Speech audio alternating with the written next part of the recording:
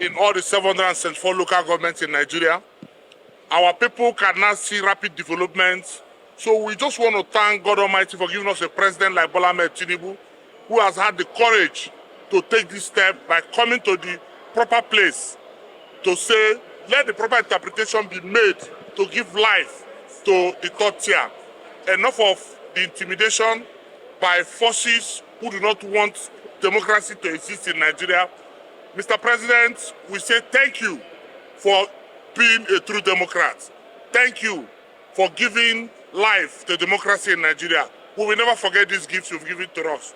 We want to say that democracy can now work at the third tier, and Nigeria is on the movement of rising again. Dr. Wanasuke Samuel is my name. My name is Ichako Ikoko. I am the Director General, the Association of Local Governments of Nigeria. Well, first of all, as far as I'm concerned, there's no winner, there's no loser. The Nigerian people will enjoy the benefits of good governance. I think this has been in the clamor for a long time. It's not personal. What is important is that the people will hold chairmen now more accountable because the funds are going directly to them. And I think that it is time for us to move this discussion forward. Well, the judgment just delivered by the Supreme Court has finally laid to rest the issue of allocation of funds to the local governments in Nigeria. Their lordships considered the matter and came to a conclusion that although Section 162, so 5 and 6 of the Constitution of the Federal Republic of Nigeria makes provision that money due to local government shall be paid through the joint account. But that provision was considered to be a discretional provision, meaning it can be tinkered with. And in their lordship's judgment, they said that is not mandatory.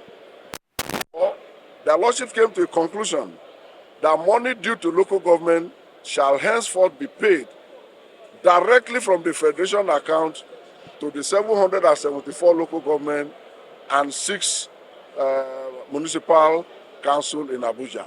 So that laid the matter to rest today. But are you scared that there may be implementation problems? Sometimes this judgment comes up and then the others may not really see the light of that. Since the court has even said it must be done henceforth, are you scared that the implementation might take time? Well, to comment on the implementation would be mere speculative, and I am not in the position to speculate. I believe the state governors, the state governments will comply with the judgments. They will look at it and they'll do the needful. I won't comment on the speculative part. Thank you. I didn't get the question. Is are there creations of the Constitution? If they are not included in the 774 local government and 6 councils in Abuja.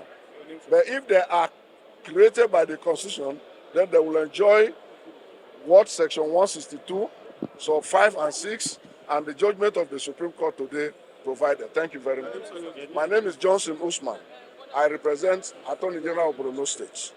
Well, the judgment on local government autonomy have just been delivered by the Supreme Court. We will get the certified true copy of the judgment as a body. The body of State Attorneys General of the Federation will study it and then we'll come up with our statement on it. Thank you. My name is Dr. Ben Odo, the chairman of the body. Yes. The judgment of the press, Ashistosito Kechukwu. I'm a member of the All Progressive Congress.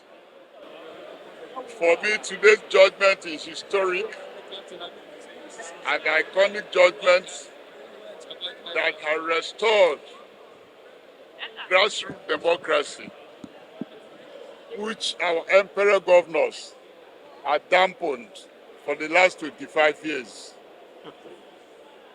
I commend the Lord Justices of the Supreme Court for the judgment that have restored democracy to our grassroots.